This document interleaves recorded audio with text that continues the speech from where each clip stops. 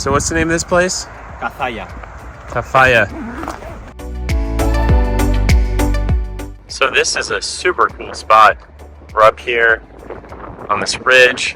Got the Strait of Gibraltar right over here. The African coast is right on the other side.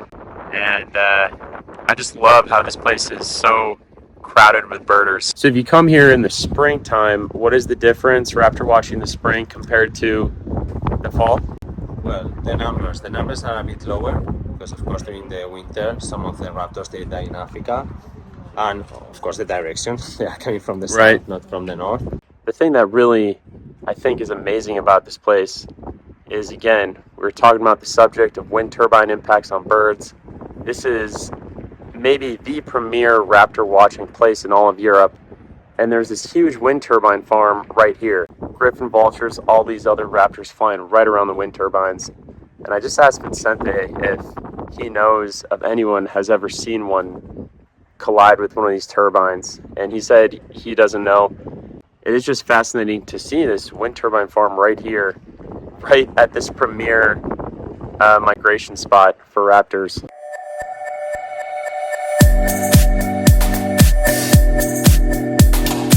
And I just keep on munching on these protein bars that I found this morning. It's 160 calories each bar.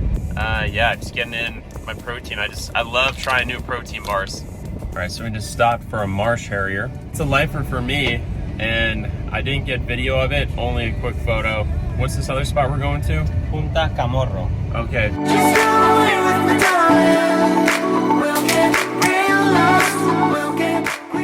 So this spot we're at right now is just amazing.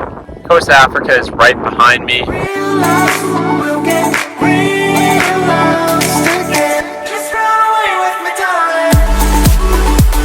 This is just such a peaceful place.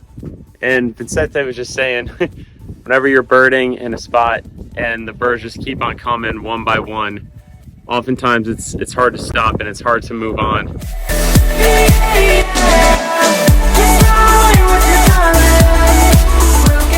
Pulling into Tarifa right now, and I actually have a call with a client. And then after this, we're actually gonna go on a whale watching, seabird, marine mammal tour. So I'm not sure how many seabirds we'll see, but hopefully we will get to see some marine mammals. Found a nice coffee shop. Got a good cup of coffee. Time to meet with one of my clients on the road. It's called The Dream of a Digital Nomad. All right, now I'm in the meeting with my client. There's Crystal. Say hi, Crystal. Crystal is in the EcoFit program, and she is honestly on such an amazing journey. She's made amazing strides, and she just got back from a big birding trip to Southeast Arizona, which I can't wait to hear about. So, and look at the cup that she's drinking off of. I'm so jealous of this mug. That looks so amazing. Wow, I love that. So I just finished my call with my client, Crystal, and I'm gonna have a little coconut icy pop, only 100 calories, not bad. Sorry, go ahead, Vicente. No, I'm not ready, sorry. So we're just doing a short little walk here before we get on the boat. Seeing ruddy turnstone, some familiar birds from home. The house sparrow is an invasive species in North America, but it's a native one in Europe. And the truth is that in Europe is decreasing a lot in some areas. There are some cities where now it's hard to find house sparrows, like in London. They have many problems, mostly related with the lack of insects. When they have chicks, they need insects to feed them, and they don't find enough insects right now. That is super interesting, because to me, house sparrows are like the biggest pest bird.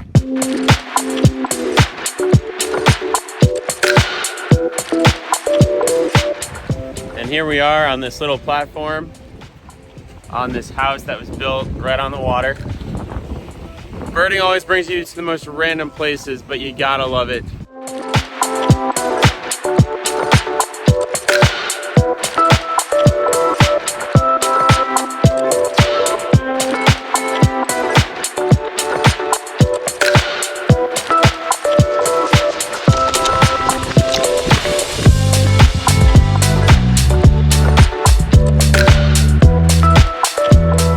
Waiting for our whale wash to take off. And here are some of the whales and dolphins that we could potentially see when we're out there.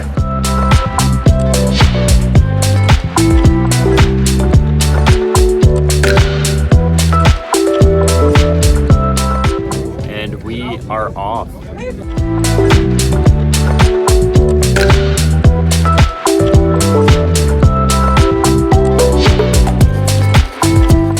So some of the species that we could see out here are probably pilot whales and a few species of dolphins, maybe some finbacks or others. So the boat's going and we just saw some black terns. So it is funny when you're a birder on a whale watch boat. Like Vincente was just saying, you get all excited to see the birds. Then everyone looks around, oh, where's the whales?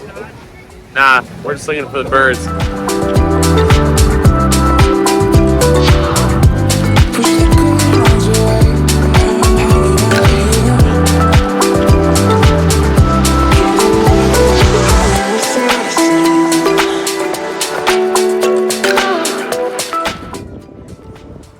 Before we got on the boat, we actually did have a short presentation about some of the whales that we can see out here. And apparently the Strait of Gibraltar has an unusually high density of different types of whales and dolphins. And that's just because there's so much more food here, so much more fish, and that's because of the way that the ocean currents work. There's a lot of nutrients brought in here, makes it a lot more productive, so there's a lot more fish here.